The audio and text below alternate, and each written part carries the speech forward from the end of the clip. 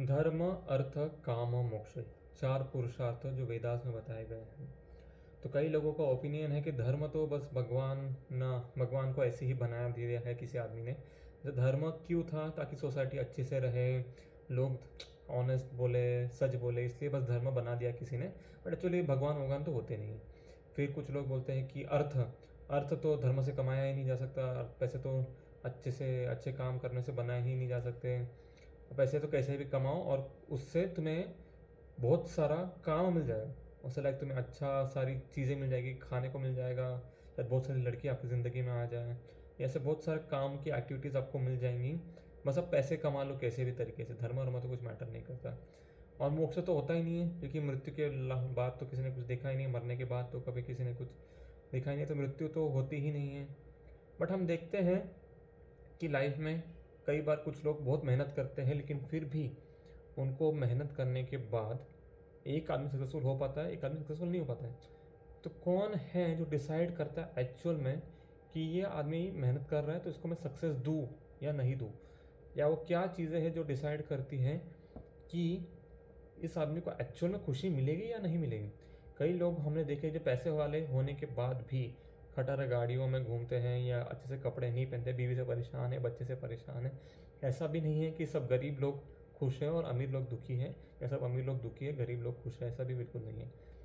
तो कौन है एक्चुअल में जो रिवॉर्ड कर रहा है हमें चीज़ें? क्या सब कुछ हमारे हाथ में? सब मेहनत करने से सब कुछ मिल रहा है? नहीं। क्या सब पैसा कमाने के बाद सब कुछ सबकी ज़िंदगी में खुशियाँ आ रही है, या बिना पैसे के सबकी ज़िंदगी में खुशियाँ आ रही है? ऐसा भी नहीं है। और क्या हम देखते हैं तो ऐसा क्यों है? तो इसका जवाब है चौथे पार्ट में, मोक्ष और ये जो पार्ट है कनेक्टेड है। कैसे, मैं बताता हूँ।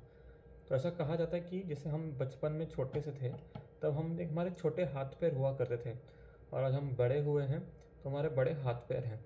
हमारे जैसे मेरे बचपन में ये जो मेरा हाथ था ये बहुत छोटा सा होगा, और आज मैं बड़ा हूँ तो बड़ा सा हाथ है। तो ये जो मेरा बॉडी है ये कंटिन्यूसली चेंज हो रहा है। अगर आप ऑब्जर्व करोगे बचपन से लेकर आज तक मेरा जो शरीर है ये कंटिन्यूसली बड़ा है, बदला है, चेंज हुआ है। मेरा फेस कट, मेरा नोज़, मेरे हाथ, मेरे पैर चेंज हुए हैं। फिर हम देखते हैं थॉट प्रोसेस। मेरा जो थॉट प्रोसेस है बचपन में अलग था, जब मैं थोड़ा बड़ा हुआ और अलग था, और अभी जो मेरा थॉट प्रोसेस है ये अलग है। तो मेरा थॉट प्रोसेस जो है वो चेंज हुआ है, मेरी बॉडी चेंज हुई है, मेरा ईगो चेंज हुआ है, बट स्टिल जो लिविंग फोर्स है वो सेम रहा है। तो इस लिविंग फोर्स को हम लोग सोल बोलते हैं। तो जो लिविंग फोर्स है वो एक पर्सन में सेम रहता है despite changing his body, his thoughts, his ego. और ये जो थॉट्स, ये जो लिविंग फोर्स है, जब हमारा डेथ होता है तो भगवत गीता कहता है कि ये जो थॉट्स, जो हमारा कॉन्शियसनेस बना है एक लिविंग फोर्स का, वो उसके नेक्स्ट लाइफ में कैरी फॉरवर्ड होता है। तो हमारे कर्मा के कारण हमें जो एक्शन मिलते हैं इस लाइफ में, उसके कॉन्सिक्वेंसेस हमको नेक्स्ट लाइफ में फेस करने पड़ते हैं। तो फॉर एग्ज़ाम्पल, अगर किसी ने बहुत ही क्रूअल्टी के साथ बिहेव किया हो किसी पर्सन के अगेंस्ट इस लास्ट लाइफ में, तो उसको इस लाइफ में वो भुगतना पड़ेगा। तो अगर कोई इस लाइफ में कोई अगर कोई दान धर्म नहीं करता है तो वो अगले लाइफ में हर एक एक रुपए के लिए तरसेगा।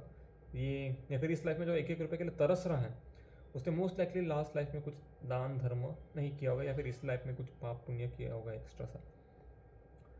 तो ये बेसिकली है कि कहा जाता है कि दो चीज़ें होती हैं हमेशा, दैव और पुरुषार्थ। तो दैव को डिनाई नहीं किया जा सकता।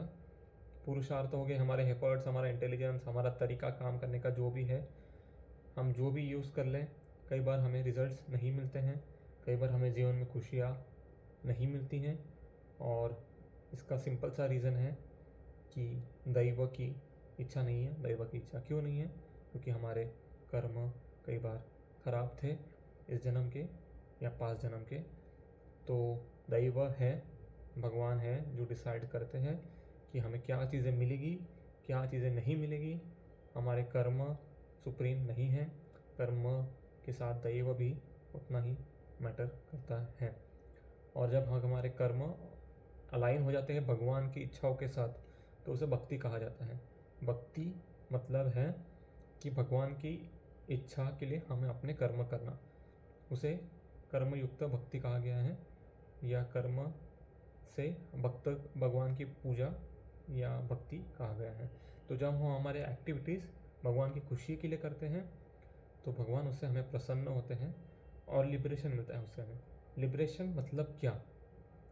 तो लिबरेशन मतलब ये जो हमें शरीर मिला है, इस शरीर से मुक्ति। तो मुक्ति मिलने के बाद क्या हम कहाँ जाएंगे? हम आकाश में मिल जाएंगे? ऐसा नहीं है। तो ऐसा कहा जाता है कि एक धाम है जो इस तीनों लोकों से परे है, जो भगवान का स्वयं का धाम है। वहाँ पे हम पहले हुआ करते थे, उसको स्पिरिचुअल वर्ल्ड कहा जाता है, ऐसे जैसे भगवद गीता में दिया हुआ है। और उस स्पिरिचुअल वर्ल्ड से हम इस मॉडर्न वर्ल्ड में आए, क्यों आए, कैसे आए, ये मैं कभी नेक्स्ट वीडियो में चर्चा करूँगा।